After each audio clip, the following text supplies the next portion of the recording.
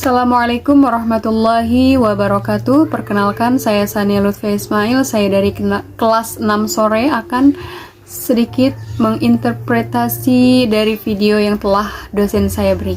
Saya dilatih untuk menjadi atlet senam selama 2 tahun di Hunan, China pada tahun 1970-an. Sewaktu saya di bangku kelas 1 SD, pemerintah ingin memindahkan saya ke sekolah atlet. Semua biaya ditanggung, tetapi ibu saya berkata, jangan. Orang tua saya ingin saya menjadi insinyur seperti mereka. Setelah adanya revolusi budaya, mereka sangat percaya bahwa hanya ada satu cara pasti untuk menuju kebahagiaan, yakni pekerjaan yang aman dan dibayar dengan baik. Tidak penting bagi saya suka atau tidak pekerjaan itu, tapi impian saya pada saat itu adalah menjadi penyanyi opera di China. Seorang penyanyi opera harus berlatih sejak dini untuk belajar akrobat. Jadi saya mencoba semua yang saya bisa untuk bisa pergi ke sekolah opera. Saya bahkan menulis surat kepada kepala sekolah dan pembawa acara radio, tetapi tidak ada orang dewasa yang menyukai gagasan tersebut. Tidak ada orang dewasa yang percaya bahwa saya serius pada saat itu. Hanya teman-teman saya yang mendukung saya, tetapi mereka sama, masih kanak-kanak. Sama tidak berdaya denganku. Jadi, ketika saya berusia 15 tahun, saya harus tahu dan cukup besar untuk dilatih. Mimpi saya tidak akan pernah bisa menjadi kenyataan, dan itu hal yang saya takutkan selama sisa hidup saya. Jadi saya bertekad untuk mencari cara lain.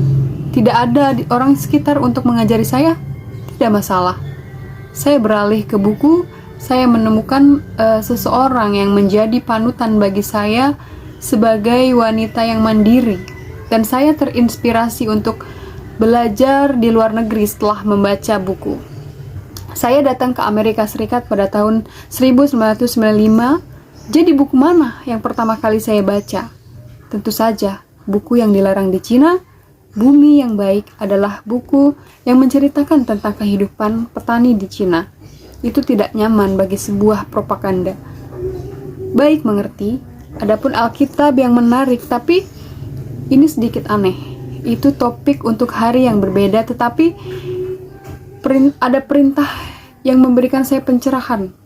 Kamu harus menghormati ayah dan ibumu. Kehormatan, kataku, itu sangat berbeda dan lebih baik lebih baik daripada mematuhi. Jadi itu adalah alat untuk saya keluar dari perangkap rasa bersalah dan kembali memulai hubungan yang baik dengan orang tua saya. Bertemu dengan budaya baru juga mengawali kebiasaan saya membaca yang menawarkan banyak sekali wawasan. Sebagai contoh, saya menemukan sebuah peta yang tidak pada tempatnya pada awalnya, karena inilah yang dibesarkan oleh seorang siswa Cina gitu. Tidak pernah terpikir oleh saya bahwa Cina harus menjadi pusat dunia. Sebuah peta yang sebenarnya membawa pandangan seseorang. Membaca komparatif sebenarnya bukan hal baru. Itu standar dalam dunia akademik. Bahkan ada bidang penelitian seperti perbandingan agama dan sastra perbandingan. Bandingkan dengan kontrasnya, memberikan para sarjana pemahaman yang lebih lengkap tentang suatu topik. Jadi saya pikir jika membaca secara perbandingan itu bermanfaat untuk sebuah penelitian. Mengapa tidak? Karena melakukannya itu dalam kehidupan sehari-hari juga. Jadi saya mulai membaca buku, jadi saya bisa melihat tentang orang-orang yang terlibat dalam suatu acara atau teman yang bisa berbagi pengalamannya. Saya juga membandingkan cerita yang sama dengan genre yang berbeda atau cerita yang serupa, tapi dari budaya yang berbeda. Seperti yang dilakukan Joseph Campbell dalam bukunya yang sangat luar biasa. Seperti contoh, baik Kristus dan Buddha mengalami 3 percobaan. Godaan yang pertama adalah ekonomi, politik, dan spiritual. Bagi Buddha, semuanya bersifat psikologis, nafsu, ketakutan, dan kewajiban sosial. It's interesting. Jadi jika kita mengetahui bahasa asing, maka kita tahu buku favorit apa yang akan kita baca, dan kita akan menemukan banyak sekali keuntungan. Misalnya, melalui terjemah saya menyadari bahwa kebahagiaan dalam bahasa Cina secara harfiah berarti kegembiraan yang cepat. Adapun pengantin dalam bahasa Cina secara harfiah itu berarti seorang ibu baru.